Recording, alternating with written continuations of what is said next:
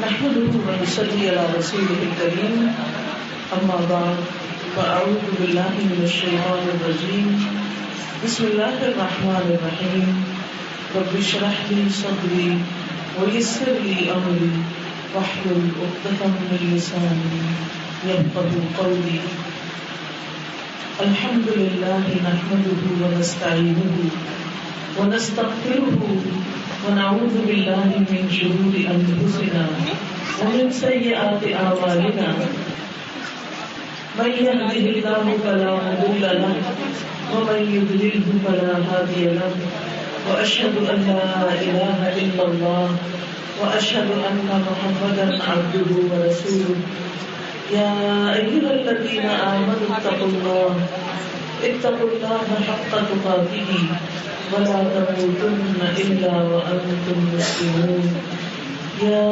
أيها الناس اتقوا ربكم الذي خلقكم من نفس واحدة وخلق منها زوجها وبث منهما رجالا كثيرا ونساء واتقوا الله الذي تساءلون به والأرحام إن الله كان عليكم رقيبا يا أيها الذين آمنوا اتقوا الله وقولوا قولا سديدا يصلح لكم أعمالكم ويغفر لكم ذنوبكم ومن يطع الله ورسوله فقد فاز فوزا عظيما. شروع کرتی ہوں اللہ کے نام سے جو بے انتہا مہربان نہایت رحم فرمانے والا ہے. بے شک تعلیم اللہ کے لیے ہے، ہم اسی سے مدد چاہتے ہیں اور ہم اپنے گناہوں کی معافی طلب کرتے ہیں. حقیقت یہ ہے کہ جس کو اللہ ہدایت دے اسے کوئی گمراہ نہیں کر سکتا اور جس کو وہ گمراہ کر دے اسے کوئی ہدایت نہیں دے سکتا. اور میں گواہی دیتا ہوں کہ اللہ کے سوا کوئی معبود نہیں، اور میں گواہی دیتا ہوں کہ محمد صلی اللہ علیہ وسلم اللہ کے بندے اور اس کے رسول ہیں. اے لوگوں جو ایمان لائے ہو اللہ سے ڈرو جیسا اس سے ڈرنے کا حق ہے، اور تمہیں موت ہرگز نہ آئے مگر اس حال میں کہ تم مسلمان ہو. اے لوگوں اپنے رب سے ڈرو جس نے تمہیں ایک جان سے پیدا کیا اور اس جان سے اس کا جوڑا بنایا اور اس نے بہت سے مرد اور عورتیں دنیا میں پھیلا دیے. اس پالنے والے کی ناراضگی سے ڈرتے رہنا جس کا نام لے کر تم ایک دوسرے سے اپنے حق مانگتے ہو، اور رشتہ داروں کے معاملے میں خاص طور پر اللہ سے ڈرو. اے لوگوں جو ایمان لائے ہو اللہ کا تقوی اختیار کرو اور سیدھی بات کرو. اللہ تمہارے گناہوں کو معاف کر دے گا اور تمہارے حالات کی اصلاح کر دے گا، اور جو اللہ اور اس کے رسول کی اطاعت کرے گا وہ عظیم الشان کامیابی پائے گا. معزز خواتین، اس وقت میں نے آپ کے سامنے جو عبارت پڑھی ہے یہ خطبہ نکاح کی عبارت ہے. شادی کے موقع پر یہ خطبہ پڑھا جاتا ہے اور عام طور پر مردوں کے درمیان پڑھا جاتا ہے. مرد بھی سنتے ہیں، وہ بھی عربی میں سنتے ہیں. اس لیے کسی کو یہ سمجھ نہیں آتی کہ اس خطبے میں ہمارے لیے تعلیم کیا ہے، ہمیں کیا میسج دیا گیا ہے. اسلام ایک ایسا دین ہے جس کی بنیاد علم پر ہے. علم کے بغیر ایک شخص صحیح مسلمان بن نہیں سکتا، کیونکہ اللہ تعالیٰ نے ہمیں اپنی عبادت کے لیے پیدا کیا اور پھر اپنے پیغمبر بھیجے، کتابیں بھیجی کہ بندوں کو عبادت کے طریقے سکھائیں، اور انہوں نے پوری تفصیل کے ساتھ یہ طریقے ہمیں سکھا دی. ہمارے دین میں چونکہ صرف نماز روزہ ہی عبادت نہیں، شادی کرنا بھی ایک عبادت ہے، کیونکہ اس میں نبی صلی اللہ علیہ وسلم کی سنت پوری ہوتی ہے. انسان حرام کاموں سے، غلط چیزوں سے بچتا ہے، ایک نئی نسل کو پروان چڑھاتا ہے. اور اس طرح ہم اللہ سبحانہ تعالیٰ کی اطاعت اور عبادت کر رہے ہوتے ہیں جب ہم ایک نکاح کے رشتے میں اپنے بچوں کو باندھتے ہیں. تو اس میں آپ دیکھیں کہ اس خطبے کے اندر ہمیں بہترین تعلیم دی گئی ہے کہ ہم اس رشتے کو کیسے خوشگوار بنا سکتے ہیں. ہم دو افراد کے لیے کیا ہمیں رہنمائی ہوتی ہے کہ کس طرح وہ آپس میں اچھا نبھا کریں اور کس طرح دونوں خاندان ایک دوسرے کی قدردانی کریں اور کس طرح ایک خوشگوار اور بہترین معاشرہ وجود میں آئے. تو آئیے ہم دیکھتے ہیں کہ اس خطبے کے اندر ہمیں کیا تعلیم دی گئی ہے. سب سے پہلے اللہ سبحانہ تعالیٰ کی تعریف کی گئی ہے، کیونکہ بندے کو جب کوئی نعمت ملتی ہے تو اس کا فرض بنتا ہے کہ وہ نعمت دینے والے کا شکر ادا کرے. تو شکر ادا نہیں کر سکتا انسان جب تک کہ انسان اللہ تعالیٰ کی اس نعمت کو پہچانتا نہیں کہ یہ مجھ پر اللہ کا انعام ہے. اب شادی جو ہے یہ بھی اللہ تعالیٰ کی ایک رحمت ہے، نعمت ہے، انعام ہے، جو اللہ تعالیٰ کے اذن سے ہی عمل میں آتی ہے. اب دیکھیں کہ اولاد جب جوان ہو جاتی ہے تو ماں باپ کو ان کی شادی کی فکر ہو جاتی ہے. فکر کرنے کے باوجود صحیح رشتے کا ملنا اور پھر سارے امور طے پا جانا اور پھر اس دن کا آنا، یہ واقعی اللہ تعالیٰ کی ایک نعمت ہوتا ہے. اب جب یہ نعمت ملے تو انسان کو یہ سوچنا چاہیے کہ یہ نعمت دی کس نے؟ اللہ تعالیٰ نے دی ہے. جب یہ انسان کے دل میں آ جائے کہ اللہ نے دی ہے تو پھر نعمت دینے والے کا شکر ادا کرنا ضروری ہوتا ہے کہ اس نے ہم پر انعام فرمایا تو ہم بھی اس کو خوش کریں، ہم بھی اس کو راضی کریں اور پھر اس نعمت کو صحیح طریقے پر استعمال کریں. اس میں اللہ سے ڈرتے ہوئے صحیح طریقہ اختیار کریں کہ جس سے ہم اللہ تعالیٰ اور بندوں کے حقوق ادا کر سکیں. کیونکہ سب سے بڑا شکر اسی وقت ادا ہو سکتا ہے جب انسان اس نعمت کا استعمال صحیح کرتا ہے، اس کی قدر کرتا ہے. تو ان الحمد للہ، بے شک سب تعریف، سب شکر اللہ کے لیے ہے. اصل میں ہم جو ہوتی ہے وہ زبان سے کی جاتی ہے، زبان سے اللہ کی تعریف کی جاتی ہے، اور شکر جو ہوتا ہے وہ دل میں بھی ہوتا ہے، وہ زبان پر بھی ہوتا ہے اور وہ عمل سے بھی ہوتا ہے. تو ان الحمد للہ، بے شک تعریف اللہ ہی کے لیے ہے. نحمدہ، ہم اسی کی حمد و ثنا بیان کرتے ہیں. ونستعینہ، اور ہم اسی سے مدد چاہتے ہیں. ایک مسلمان اپنے دن کی ہر نماز کی ہر رکعت میں اللہ تعالیٰ سے مدد مانگتا ہے. ایاک نعبد و ایاک نستعین، صرف تیری ہی ہم عبادت کرتے ہیں اور صرف تجھی سے ہم مدد چاہتے ہیں اپنی ساری مشکلات کے حل کے لیے، اپنے سارے پرابلمس کو سالو کرنے کے لیے. کیونکہ اللہ سے بڑی طاقت کسی اور کی نہیں اور اللہ سے بڑھ کر خزانے کسی اور کے پاس نہیں. اس لیے جو کچھ وہ دے سکتا ہے کوئی اور دے بھی نہیں سکتا. فنحمدہ ونستعینہ ونستغفرہ، اور ہم اس سے بخشش مانگتے ہیں. کس چیز کی؟ اپنی کمیوں کی، کوتاہیوں کی، غلطیوں کی، گناہوں کی. کیونکہ انسان ایک گناہگار مخلوق ہے. ہم کتنی بھی کوشش کریں اللہ تعالیٰ کا حق ادا نہیں کر سکتے. نماز نہ پڑھنا تو گناہ ہے ہی، لیکن نماز پڑھتے ہوئے اس میں اللہ تعالیٰ کی طرف توجہ نہ کرنا اور پھر جلدی جلدی اس کو پڑھنا، صحیح رکوع اور سجدے ادا نہ کرنا، جس کو بدترین چوری کہا جاتا ہے کہ نماز کی چوری ہے. تو ہم بعض اوقات نماز پڑھتے ہیں لیکن نماز واپس ہمارے اوپر مار دی جاتی ہے کہ اللہ تعالیٰ کو ایسی نماز نہیں چاہیے. تو اس لیے نماز کے فوراً بعد بھی سلام پھیر کے ہم کہتے ہیں استغفر اللہ، استغفر اللہ، استغفر اللہ. حقیقت یہ ہے کہ ہمارے گناہ جو ہوتے ہیں یہ ہمارے لیے دنیا میں بھی، قبر میں بھی اور آخرت میں بھی مصیبت کا باعث ہوتے ہیں. تو انسان کو ساتھ ساتھ ہر روز اپنے گناہوں کی معافی مانگنی چاہیے اور خاص طور پر خوشی کے موقع پر یا اللہ یہ خوشیاں نبھانی قسمت میں ہو اور اس کو واقعی ہم انجوائے کر سکیں.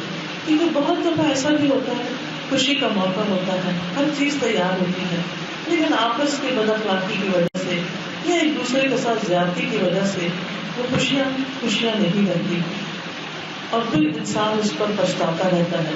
تو اس لیے ہم دعا کرتے ہیں کہ اللہ تعالیٰ ہماری مدد فرمائے اور ان خوشیوں کو اپنے انجام تک پہنچائے اور ہمیں بخش دے.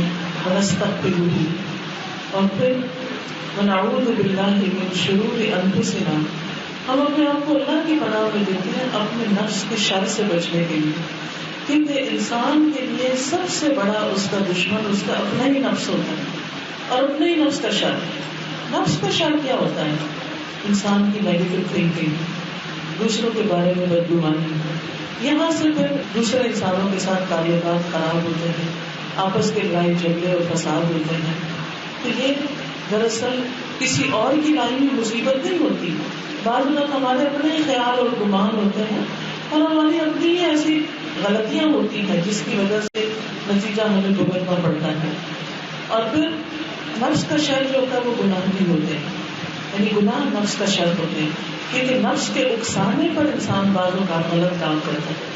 اور کسی نے چھوٹی سی بات کی، ہم ہرٹ ہو گئے، اس کے بعد ہم نے اس کی غیبت شروع کر دی اور اس سے ناراض ہو گئے، یا کوئی اور اس طرح کی چیزیں شروع ہو گئی. تو معاملہ چھوٹا سا تھا، بڑھتا بڑھتا بہت بڑا ہو گیا. خاندانوں میں آپس میں تعلقات خراب ہو گئے.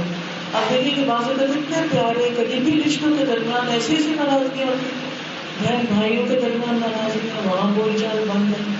کبھی ماں باپ اور بچوں کے درمیان غلط فہمیاں شیطان نے ڈال دی ہیں اور اس کی وجہ سے ناراضگی.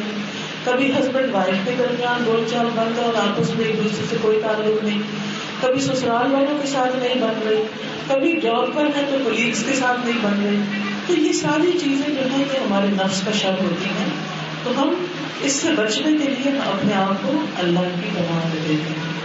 ونعوذ باللہ من شرور انفسنا ومن سیئات اعمالنا، اور اپنے اعمال کی برائیوں سے بھی اللہ کو ہمیں محفوظ رکھے. کیونکہ یہ تو نہیں ہو سکتا نا کہ آپ کانٹے بکھیریں اور پھر وہ آپ کو چبھے ہیں، آپ غلط کام کریں اور پھر اس کا نتیجہ کوئی اور دیکھے. یہ نہیں ہوتا. جو غلطی کرتا ہے اسی کو نتیجہ بھگتنا پڑتا ہے. تو اس لیے یا اللہ ہم انسان ہیں، خطا کار ہیں، ہم سے غلطیاں ہوتی ہیں، لیکن تو ہمیں معاف کر دے کہ ہمیں اس کا برا نتیجہ نہ بھگتنا پڑا دنیا میں یا آخرت میں یا قبر میں یا کہیں پر بھی. ونعوذ باللہ من شرور انفسنا ومن سیئات اعمالنا من یہدہ اللہ فلا مضل لہ، جس کو اللہ ہدایت دے اسے کوئی بھٹکا نہیں سکتا، اور جس کو اللہ تعالیٰ بھٹکا دے اسے کوئی ہدایت نہیں دے سکتا. کیونکہ ہدایت اللہ کے ہاتھ میں، اسے پتا ہے کہ کون ہدایت چاہتا ہے اور کون نہیں چاہتا، کس کا دل اس کی طرف ہے اور کون اس سے بالکل غافل ہے، کون اس کو یاد کرتا ہے اور کون اس کو بلائے گا، کون اس کی خوشی کے لیے بھاگ دوڑ کرتا ہے اور کون صرف دکھاوے کے لیے اچھے اچھے کام کرتا رہتا ہے. یہ فیصلہ انسان نہیں کر سکتے. دو لوگوں کے بظاہر کام ایک جیسے ہوتے ہیں لیکن دونوں کا انجام مختلف ہوتا ہے، کیونکہ اعمال جو ہے وہ نیتوں کے ساتھ ہے، پھر اعمال جو ہے وہ اپنے طریقوں کے ساتھ ہے. اب آپ دیکھیں کہ جتنے نان مسلم اپنی عبادتوں میں بڑی بڑی محنتیں کرتے ہیں، لیکن ان کی عبادت کا فائدہ اس لیے نہیں کہ وہ اللہ تعالیٰ کی بتائے ہوئے طریقے کے مطابق نہیں، اس کو وہ پسند نہیں. تو ہمیں جو طریقہ ہمارے رب نے بتا دیا اسی کے مطابق عبادت کرنا جو ہے وہ درست ہے. تو اس لیے ہمیں ہدایت بھی اللہ سبحانہ تعالیٰ سے ہی مانگنی چاہیے کہ اللہ جو رستہ تجھے پسند ہے وہ تم ہمیں دکھا. اور یہ ہدایت جو ہے نا یہ صرف نماز روزے کے معاملے میں نہیں ہوتی، یہ ہدایت ہمیں ہر روز چاہیے ہوتی ہے. اللہ تعالیٰ کی گائیڈنس چاہیے ہوتی ہے، رہنمائی چاہیے ہوتی ہے کہ ہم اپنے گھروں کو، اپنے خاندانوں کو، اپنے ساتھیوں کو، دوستوں کو کس طرح لے کے چلیں، کس کام کو کیسے کریں. اور دیکھیے کہ شادی کی تیاری میں باقی سب کچھ ہوتا ہے، لیکن لڑکی نے لڑکے کے ساتھ نباہ کیسے کرنا ہے یا لڑکے نے لڑکی کے ساتھ نباہ کیسے کرنا ہے، اس کی تعلیم یا اس کی تربیت عام طور پر بہت کم دی جاتی ہے. نتیجہ کیا ہوتا ہے جب دونوں ایک دوسرے کے حقوق اور فرائض سے واقف نہیں ہوتے تو شروع میں ہی ایسی غلطیاں ہو جاتی ہیں کہ جس سے ایک دوسرے کے دل کٹے ہو جاتے ہیں اور پھر بدگمانیاں پیدا ہونے لگتی ہیں اور خوشیوں میں رنگ میں بھنگ پڑ جاتی ہے. اس لیے بہت ضروری ہے کہ انسان اللہ تعالیٰ سے مدد مانگتا رہے. اور پھر اس موقع پر کلمہ شہادت پڑھوایا جاتا ہے، اشہد ان لا الہ الا اللہ واشہد ان محمدا عبدہ ورسولہ. کیوں؟ اس لیے کہ یہ زندگی کا بڑا اہم موڑ ہے. اس میں انسان اللہ تعالیٰ سے بھی اپنی وفاداری ظاہر کرتا ہے کہ اے میرے رب، میں اس بات کی گواہی دیتا ہوں کہ میرا معبود تو ہی ہے، تیرے سوا اور کوئی عبادت کے لائق نہیں، اور یہ کہ محمد صلی اللہ علیہ وسلم اللہ کے بندے اور اس کے رسول ہیں، میں انہی کے طریقے کے مطابق زندگی بسر کروں گا. پھر آپ دیکھیے کہ اس خطبے میں 3 آیتیں ہیں جن میں 4 دفعہ تقویٰ کا حکم ہے.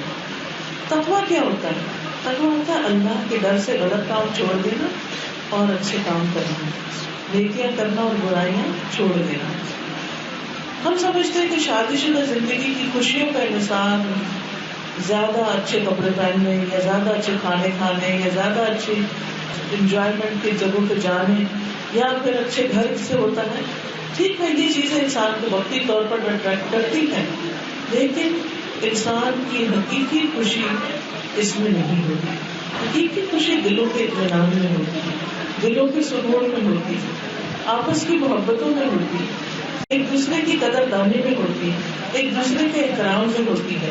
تو اس لیے خاص طور پر اس موقع پر اللہ کے تقوی کی تلقین کی گئی ہے.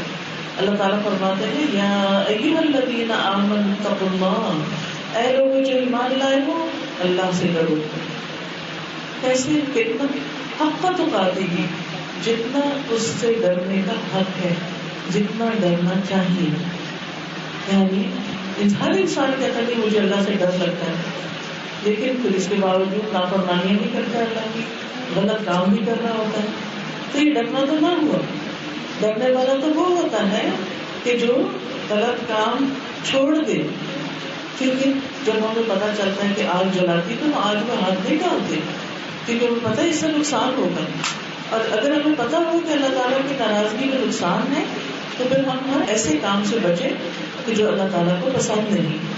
تو بہرحال اللہ تعالیٰ کا حکم ہے اے لوگوں اللہ سے ڈرو جیسا ڈرنے کا حق ہے، اور تمہیں موت نہ آئے مگر اس حال میں کہ تم مسلمان ہو، اللہ کے فرمانبردار ہو، اللہ تعالیٰ کے اطاعت گزار ہو. تو اس لیے شادی کے بعد انسان اللہ کی عبادت سے، اللہ کی رضامندی کے کاموں سے غافل نہ ہو. یعنی انسان بعض اوقات یہ کہ اپنے شوہر کو خوش کرنے میں لگا رہتا ہے اور اس کی خوشی میں اللہ کو ناراض کر دیتا ہے، نماز چھوڑ دیتا ہے یا دوسرے انسانوں کے حقوق چھوڑ دیتا ہے. تو اس میں بیلنس رکھنے کی ضرورت ہے. تو تمہیں موت نہ آئے، یعنی اس کے بعد ظاہر ہے کہ انسان کی زندگی شادی کے موقع پر اپنی پیک پہ پہنچ جاتی ہے، پھر آہستہ آہستہ آہستہ دنیا سے واپسی کا سفر شروع ہو جاتا ہے. ہم سمجھتے ہیں کہ ہماری نعمتوں میں اضافہ ہو رہا ہے، یقیناً ہوتا ہے. اللہ تعالیٰ اولاد دیتا ہے، مال میں ترقی دیتا ہے، گھر بار کاروبار میں ترقیاں ہوتی ہیں، انسان آگے بڑھتا چلا جاتا ہے. لیکن وَلَا تَمُوتُنَّ إِلَّا وَأَنْتُمْ مُسْلِمُونَ، تمہیں موت آئے تو اسلام ہی کی حالت میں آئے، یعنی اللہ تعالیٰ کی فرمانبرداری اور اللہ کی خوشی میں. کیونکہ آپ دیکھیے کہ مرنے کے بعد ہم اللہ سبحانہ وتعالیٰ کے حضور حاضر ہوں گے. یاد رکھیے کہ ہمیں اتنی بھی لمبی زندگی مل جائے واپس ہوں گے اللہ کے پاس ہی آنا، اس میں تو کوئی شک ہی نہیں. خوش قسمت وہ ہے کہ جو وہاں جانے کی تیاری کرتا ہے اور ان کاموں کی فکر کرتا ہے جو اللہ تعالیٰ کو پسند ہے. اب دیکھیں کہ بچے کی شادی کا مرحلہ ہو تو انسان کتنی تیاریاں کرتا ہے، اس نے اگلے گھر میں جانا، ہر چیز پوری ہو، میکے والے سسرال والے مل کے بہت سی تیاریاں کرتے ہیں. جس گھر میں بچی جا رہی ہوتی ہے وہاں بھی تیاریاں ہو رہی ہوتی ہیں اور والدین بھی تیار کر کے رخصت کرتے ہیں. تو ایسی صورت میں انسان کو اس بات کی فکر ہونی چاہیے کہ جیسے میں دنیا میں ایک گھر سے دوسرے گھر میں جا رہی ہوں تو تیاری کر رہی ہوں، اسی طرح ہمیں اس دنیا سے دوسری دنیا کے گھر سے آخرت کے گھر میں جانے کے لیے بھی تیاری کی ضرورت ہے. اور اگر کوئی شخص کوئی بھی سفر شروع کر دیتا ہے بغیر تیاری کے تو پھر آپ دیکھیں اس کو کیسی کیسی پریشانیاں ہو سکتی. تو آخرت کا سفر جو ہے اس کی بھی تیاری ہونی چاہیے. وہاں کیا پوچھا جائے گا، ان چیزوں کا سوال ہوگا. وہاں اللہ تعالیٰ کو کیا چاہیے، ہم سے کیا پسند ہے، وہ ہم ساتھ لے کر جائیں. نبی صلی اللہ علیہ وسلم نے ایک موقع پر فرمایا تھا آگ سے بچو، آپ کو جھوٹ کہا تھا ٹکڑا ہی دے کر کیوں نہ بچو. پھر ہم دوسری آیت کو دیکھتے ہیں جو خطبہ نکاح کی ہے، یا ایھا الناس اتقوا ربکم، اے لوگوں اپنے رب سے ڈرو، الذی خلقکم من نفس واحدہ، جس نے تمہیں ایک جان سے پیدا کیا. کہنے کا مقصد کیا ہے کہ تمام انسان ایک ماں باپ کی اولاد ہے، ہم سب آدم کی اولاد ہیں، ایک جان سے پیدا ہوئے ہیں. آدم علیہ السلام سب کے باپ ہیں. تو پھر آپس میں یہ اونچ نیچ کیسی، فلاں کی یہ ذات ہے، اس کی یہ ذات ہے، اس کی وہ ذات ہے. دیکھنا یہ چاہیے کہ انسان خود کیا ہے. بعض اوقات بڑی اچھی ذات کے بچے جو ہیں وہ نکمے نکلتے ہیں، بڑے اچھے گھرانوں کے بچے جو ہیں بالکل بیکار ہوتے ہیں، اور بعض اوقات ایک معمولی بیک گراؤنڈ سے ایک انسان جو ہے وہ بہت قابل ہوتا ہے. تو انسان کی ظاہر ویلیو ہے کہ وہ خود کیا اخلاق رکھتا ہے، کیا اس نے محنت کی ہے زندگی میں، کیا اس کی قابلیت ہے، اس پر اس کو پرکھنا چاہیے. اور سب سے بڑا معیار جو ہمیں دیا گیا ہے وہ تو تقویٰ کا ہے. بہرحال یا ایھا الناس اتقوا ربکم الذی خلقکم من نفس واحدۃ، جس نے تمہیں ایک جان سے پیدا کیا، وخلق منها زوجها، اور اسی سے اس کا جوڑا بنایا. آدم علیہ السلام کی پسلی سے حضرت حوا کو پیدا کیا، جیسا کہ احادیث سے ہمیں پتہ چلتا ہے.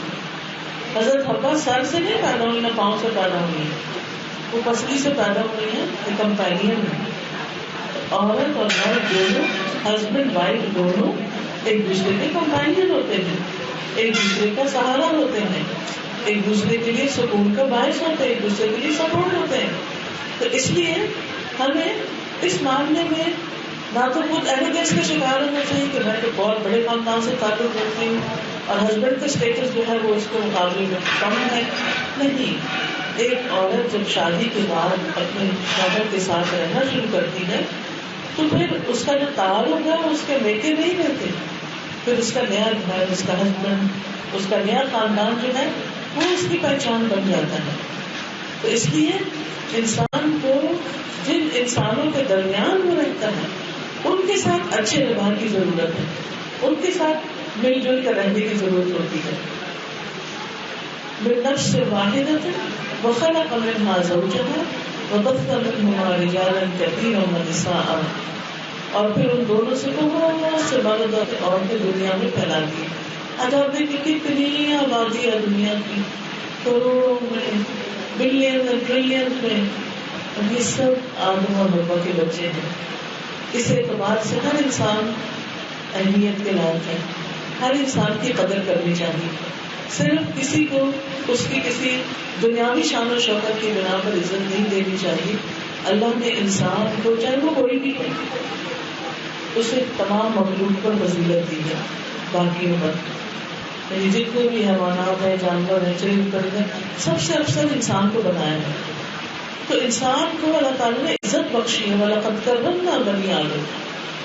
تو ہمیں بھی ایک دوسرے کو عزت اور احترام دینا چاہیے. کوئی بھی ہو وہ توجہ کے لائق ہے، محبت کے لائق ہے. اور پھر وَبَثَّ مِنْهُمَا رِجَالًا كَثِيرًا وَنِسَاءً وَاتَّقُوا اللَّهَ الَّذِي تَسَاءَلُونَ بِهِ وَالْأَرْحَامَ، اور ڈرو اللہ سے جس کا نام لے کر تم ایک دوسرے سے اپنے حقوق مانگتے ہو. کیونکہ شادی کے بعد عورت کہتی ہے میرا حق، مرد کہتا ہے میرا حق، اور پھر چونکہ اللہ کا نام لے کر نکاح کیا جاتا ہے تو پھر اس کا واسطہ دیا جاتا ہے کہ ان گواہیوں کے ساتھ میں تمہارے پاس آئی ہوں تو میرے ساتھ انصاف کرو. اور اسی طرح شوہر کے لیے بھی یہاں پر یہ بتا دیا گیا کہ تم کوئی رشتہ داریوں کے بارے میں خاص طور پر اللہ سے ڈرو. حدیث میں آتا ہے جو شخص یہ چاہتا ہے اس کی عمر میں برکت ہو، اس کے رزق میں اضافہ ہو، اسے چاہیے کہ رشتہ داروں کے ساتھ اچھا سلوک کرے، خاص طور پر خونی رشتے جو ہیں ان کے ساتھ حسن سلوک. اور حسن سلوک کا مطلب یہ نہیں کہ وہ اچھے ہیں تو میں اچھا ہوں، نا، وہ جو بھی ہے ان کا اخلاق ان کے ساتھ ہے اور میرا اخلاق میرے ساتھ ہے. مجھے اپنے لیے اچھا کرنا، کسی پر احسان نہیں جتانا. تو اس موقع پر انسان پھر کیا کرے؟ اچھے اخلاق کا مظاہرہ کرے، دوسرے کے ساتھ اچھا معاملہ کرے. اور اس کا فائدہ کس کو ہوگا؟ جو اچھا کرے گا، تو اس کی عمر میں اضافہ ہوگا، اس کے رزق میں اضافہ ہوگا. یہ دو ہی چیزیں ہیں جن کی زیادتی کی ہمیں خواہش ہوتی ہے کہ ہم جیے سال ہاں سال اور وہ ہمارے پاس رزق فارغ البال، یعنی بہت زیادہ کثرت کے ساتھ. تو اس لیے بہت ضروری ہے کہ ہم ان اسباب کو دیکھیں جن کی بنا پر انسان کی جان، مال، اولاد میں برکت ہوتی ہے. پھر فرمایا ان اللہ کان علیکم رقیبا، بے شک اللہ تعالیٰ تم پر نگرانی کر رہا ہے.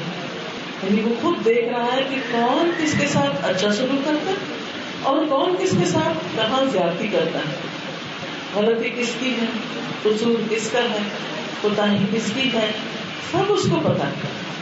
بعض اوقات ایسا ہوتا ہے کہ ہسبینڈ وائف کے بیچ میں بہت بدمزگیاں پیدا ہو جاتی ہیں، لیکن جب لوگوں کے سامنے آتے ہیں تو ہر ایک اپنی اپنی بات بتا کے دوسروں کے ہمدردی حاصل کرتا ہے. کبھی ہسبینڈ اگر چر زبان ہو تو اس کی بات بن جاتی ہے اور وائس ورسا. لیکن انسان کتنا بھی اپنی اسپیکنگ پاور سے کام لے کے اپنی غلطی کو غلطی نہ مانے اور دوسرے کو غلط ثابت کرنے کی کوشش کرے تو وہ دنیا میں تو ہو سکتا ہے لوگ اس کو سچا مانے، اگر اللہ کے ہاں کوئی اس کو سچا نہیں مانے گا اس کی نجات نہیں ہو سکتی. لہٰذا ایک دوسرے سے معاملہ کرتے ہوئے کیا بتایا گیا، یاد رکھو ان اللہ کان علیکم رقیبا، وہ اللہ تم پر نگرانی کر رہا ہے. تو تم کرتے کیا بولتے ہو، کیا سوچتے ہو، کس کے خلاف کیا چال چل رہے ہو، یہ سب باتیں اس کے علم میں ہیں. لہٰذا اس سے ڈرو. اور جب انسان اللہ سے ڈرتا ہے تو اپنی زبان کو بھی کنٹرول کر لیتا ہے، وہ اپنی تھنکنگ پر بھی پہرا رکھتا ہے، اپنا محاسبہ کرتا ہے. وہ جب دوسروں کے ساتھ معاملہ کرنے لگتا ہے تو اس وقت بھی وہ اپنا محاسبہ کرتا ہے. ان اللہ کان علیکم رقیبا.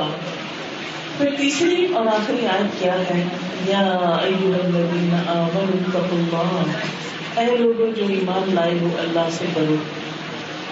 اور پھر چوتھی بار اب تقویٰ کا حکم آ رہا ہے کہ اللہ سے ڈرو. وقولوا قولا سدیدا، اور سیدھی بات کیا کرو، درست بات کرو، ادھر ادھر ہیر پھیر نہیں کرو باتوں میں.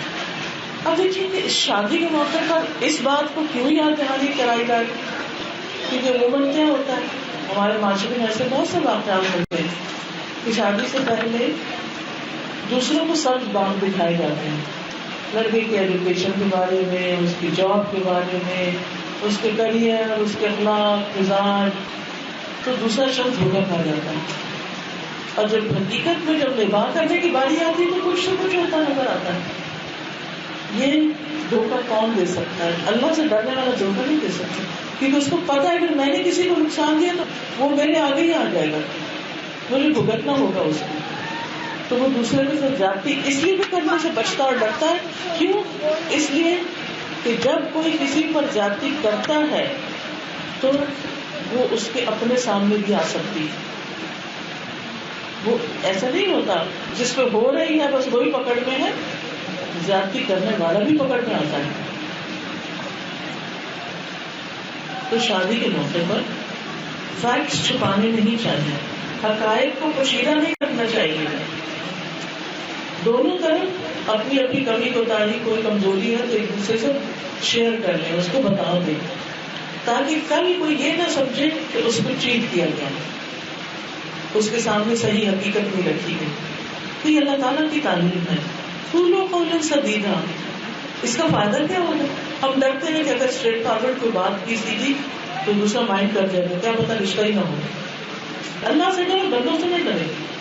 کوئی آپ کو نقصان نہیں دے سکتا اگر اللہ تعالیٰ نہیں دینا چاہتا، اور کوئی بچا نہیں سکتا اگر اس کے یہاں کچھ لکھا ہے.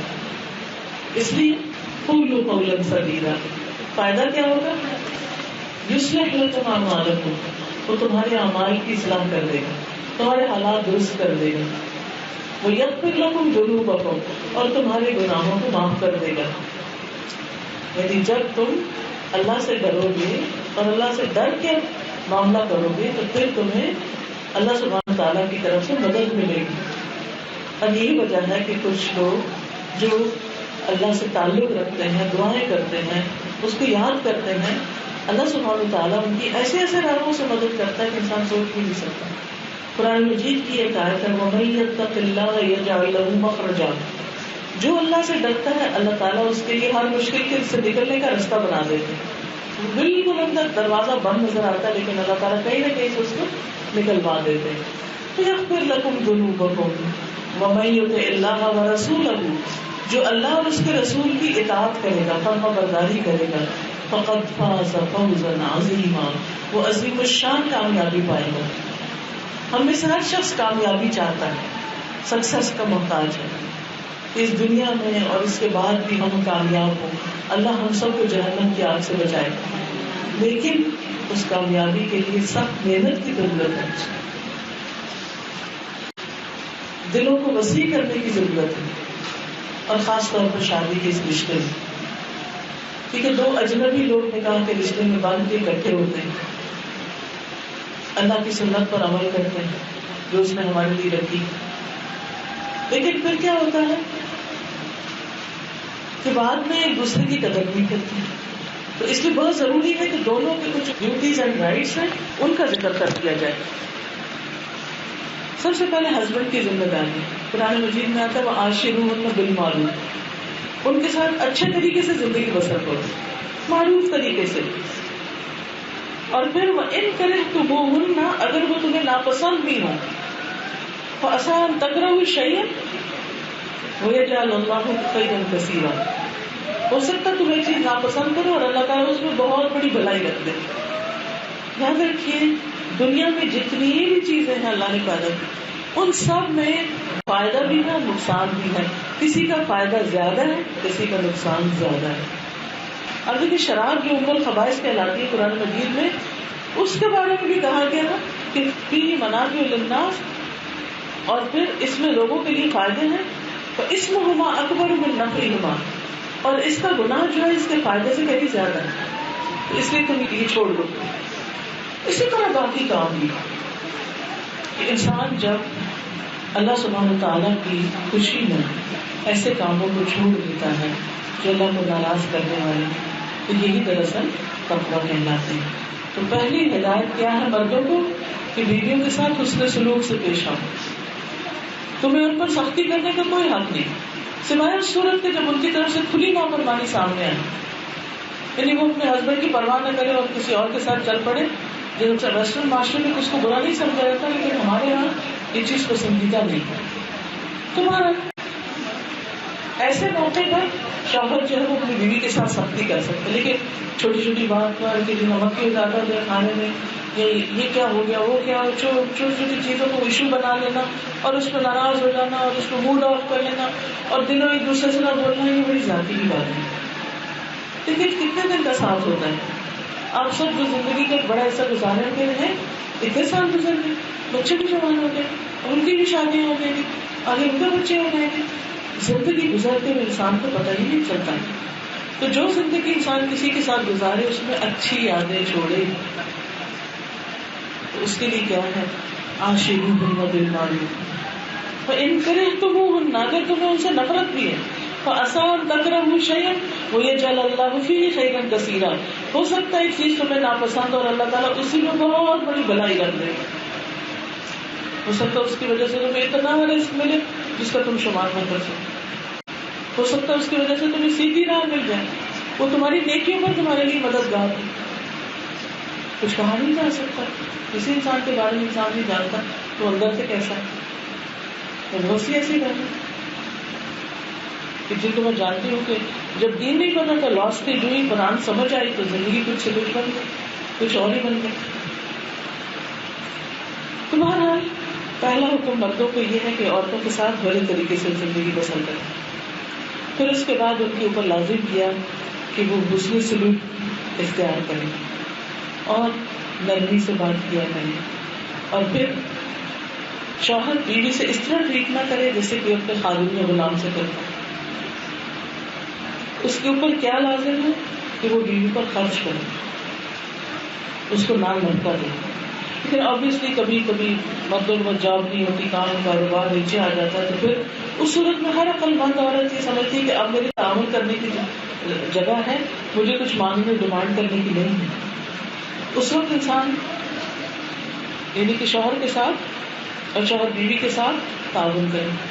اچھا بہرحال شوہر کے اوپر لازم ہے کہ بیوی کے اخراجات برداشت کرے جو جائز اور معلوم ہے، اور اس کو تنگی نہ دے، اس کو جیب خرچ دے، اس کو حق مہر دے، اور اس کو جیسا خود کھائے ویسا کھلائے، جو خود پہنے ویسا پہنائے. یعنی تینوں پہنے، یہ نہیں کہ مردانہ سوٹ عورت بھی پہنے. مطلب یہ ہے کہ جس کوالٹی کے ساتھ وہ خود ڈریس اپ ہوتا ہے اسی کوالٹی کے ساتھ، یعنی اسی اسٹیٹس میں بیوی کو بھی رکھے. کیونکہ بیوی کا یا عورت کا اسٹیٹس اس کے شوہر کے ساتھ ہوتا ہے، اس کے خاندان جو پچھلا گزر چکا اس کے ساتھ نہیں ہوتا. اسی طرح یہ کہ شوہر کو یہ حکم دیا گیا کہ وہ بیوی کے ساتھ درگزر اور معافی کا سلوک کرے. یا ایھا الذین آمنوا ان من ازواجکم واولادکم عدوا لکم فاحذروہم وان تعفوا وتصفحوا وتغفروا فان اللہ غفور رحیم. کہ تمہاری اولاد میں سے تمہارے دشمن بھی ہو سکتے اور تمہاری ازواج میں سے، ان سے بچ کے رہو. اور اگر تم معاف کر دو گے، تقوی اختیار کرو گے تو اللہ بھی غفور رحیم. اور پھر بخشش کے لیے 3 لفظ تینوں اکٹھے آ گئے. تو اس سے ہمیں کیا سبق ملتا ہے کہ ہمیں ایک دوسرے کو معاف کرتے رہنا چاہیے. اس کے بغیر زندگی کی گاڑی نہیں چل سکتی. پھر اس کے بعد عورت پر بھی ذمہ داری ہے. عورت پر سب سے پہلی ذمہ داری یہ ہے کہ وہ اپنے شوہر کی بات مانے، جائز معروف چیز میں. اگر وہ اسے غلط کام کو حکم دے تو وہ نہیں مانے، لیکن باقی اچھی طرح نباہ کرنا جانے. پھر اسی طرح عورت پر ایک ذمہ داری بھی رکھی گئی کہ وہ اپنے شوہر کا دل خوش کرے، اس کی ضروریات کو پورا کرے. پھر اسی طرح عورت کی ذمہ یہ ہے کہ اپنے شوہر کے لیے زیب و زینت کرے، ایک انتظار میں رہیں گے. کیونکہ شادی کا مقصد کیا ہے کہ دونوں جوڑے کے اندر ایسی محبت ہو کہ شوہر بیوی کی حفاظت کرنے والا اور بیوی شوہر کو پروٹیکٹ کرنے والا، ایک دوسرے کو سپورٹ دینے والے ہوں، سپورٹیو رول میں. اور ایک چیز جو بہت فائدہ دیتی ہے وہ ہے زبان کا کنٹرول کر لینا غصے میں.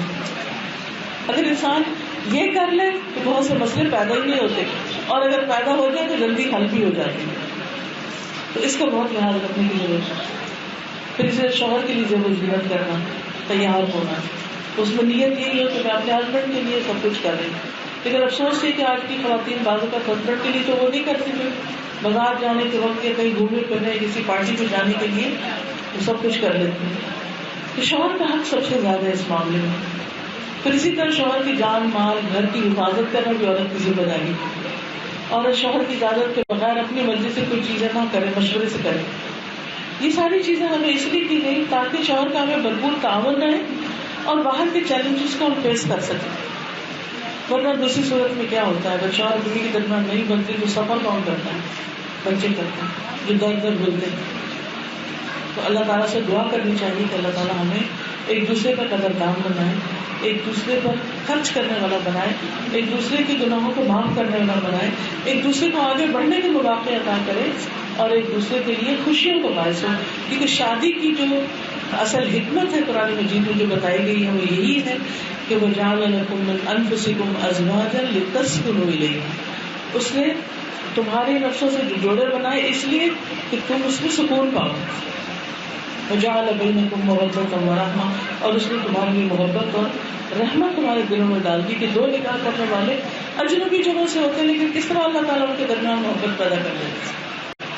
اور پھر لڑکی کے لیے تو بہت بڑی شفٹ ہوتی ہے، اس لیے سسرال والوں کو بھی خاص طور پر دھیان رکھنا چاہیے. آپ دیکھیے کہ آپ نرسری سے ایک پودا لاتے ہیں نا، آج کل برسات وغیرہ کا موسم ہے، نئے پودے لگائے جا رہے ہیں. تو جو نیا پودا لا کے ہم اپنے گارڈن میں رکھتے ہیں زیادہ کیئر بلکہ کرتے ہیں. نرسری میں اتنی کیئر نہیں ہوتی، وہ پانی شانی ڈال دیتے ہیں. تو اس پودے کو جڑ پکڑنے کے لیے کیا چاہیے ہوتا ہے؟ وقت چاہیے ہوتا ہے. ایک لڑکی جو نئی نئی دوسرے گھر میں جاتی ہے اس کا مقابلہ کس سے شروع ہو جاتا ہے؟ ایک عمر رسیدہ منجی ہوئی تجربہ کار عورت سے. میری امی تو چائے ایسے پکاتی ہے، تمہیں تو چائے نہیں پکانی آتی. اس سے ہسبینڈ وائف کے بیچ میں دل خراب ہونے لگتا ہے. تو ان چیزوں سے بچنے کی ضرورت. اور پھر اسی طرح یہ ہے کہ جب بچی ایک نئی گھر میں آتی ہے تو اس کو کچھ ٹائم دینا چاہیے کہ گھر والوں کو سمجھے، کچھ خوشیوں کے دن گزارے، ریلیکس کرے، اور پھر اس کے ساتھ وہ بھی گھر والوں کے ساتھ تعاون کرے، اور پھر آہستہ آہستہ زندگی کے کام کاج میں شریک ہو، گرمی سردی میں. اور اس طرح ہم مل جل کے انسان گھر بناتا ہے. ایک آخری چیز جس کا ذکر یہاں کرنا چاہوں گی کہ شادی جو ہے اس میں اونچ نیچ بہت دفعہ ہوتی ہے. اسموتھ رائڈ نہیں، اس میں جرکس بھی ہیں، اس میں ایکسیڈنٹ کے بھی خطرے ہوتے ہیں، اس میں کئی پریشانیاں آ جاتی ہیں. ایسے موقعوں پر انسان کو صبر کرنا چاہیے. صبر کا مطلب کیا ہے؟ اپنے آپ کو روک لینا، غلط ریئیکشن سے روکنا، غلط باتوں سے روکنا. کیونکہ بعض اوقات ہم باتیں کر جاتے ہیں دوسرے کے دل کو لگ جاتی ہیں، ہم تو جا کے سو جاتے ہیں اور دوسرے کئی کئی دن تڑپتے رہتے ہیں. ان چیزوں سے بچنے کی ضرورت ہے. اس کا علاج کیا ہے؟ ایک دوسرے کو معاف کر دیا جائے، درگزر کیا جائے. اللہ تعالیٰ ہمیں اس کی توفیق دے. ایک دعا کر دیں. سبحان اللہ والحمد للہ ولا الہ الا اللہ واللہ اکبر ولا حول ولا قوة الا باللہ العلی العظیم. اللهم صل على محمد وعلى آل محمد كما صليت على إبراهيم وعلى آل إبراهيم إنك حميد مجيد اللهم بارك على محمد وعلى آل محمد كما باركت على إبراهيم وعلى آل إبراهيم إنك حميد مجيد ربنا آتنا في الدنيا حسنة وفي الآخرة حسنة وقنا عذاب النار ربنا لا تزغ قلوبنا بعد إذ هديتنا وهب لنا من لدنك رحمة إنك أنت الوهاب ربنا هب لنا من أزواجنا وذرياتنا قرة أعين واجعلنا للمتقين إماما. یا اللہ پاک جس بچی کی شادی ہو رہی ہے ان کو اور ان کے ہسبینڈ کو آپس میں ایک دوسرے سے بے پناہ محبت عطا کرنا اور اس کو قائم رکھنا اور ان کو نظر بد سے بچانا اور ان کو دنیا اور آخرت کی بھلائیاں نصیب کرنا. یا رب العالمین تو ہم سب کو بھی معاف کر دے, ہم سب کے گھروں میں خوشیاں پیدا کر دیں. جن کے بچے چھوٹے ہیں اور وہ ان کو ستاتے ہیں اللہ انہیں حوصلہ دے کے وہ اپنے بچے کی صحیح تربیت کر سکتے ہیں. جو بڑے ہو چکے ہیں اور ان کے مسائل ہیں اللہ جن کے گھر رشتے نہیں آئے ان کو رشتے عطا کرنا اور جن کے ہاں کوئی لڑائی جھگڑا فساد اس فساد کو دور کرنا. ہمیں اپنی غلطیوں پر غور کرنا سکھا اور ہمیں نجات کے راستے عطا فرما. یا اللہ اس بچی کو لمبی عمر عطا کرنا, صحت اور عافیت کے ساتھ رکھنا, اپنے والدین کی آنکھوں میں ٹھنڈک بنانا اور ان سے بہترین کام لینا. اللہ تعالیٰ ہم سب کی کوششوں کو قبول فرمائے. ربنا تقبل منا انك انت السميع العليم وتب علينا انك انت التواب الرحيم وصلى الله تعالى على خير خلقه محمد وعلى آله وأصحابه وأهل بيته أجمعين برحمتك يا أرحم الراحمين. إلهي آمين. سبحانك اللهم وبحمدك أشهد أن لا إله إلا أنت أستغفرك وأتوب إليك. السلام علیکم ورحمۃ اللہ وبرکاتہ.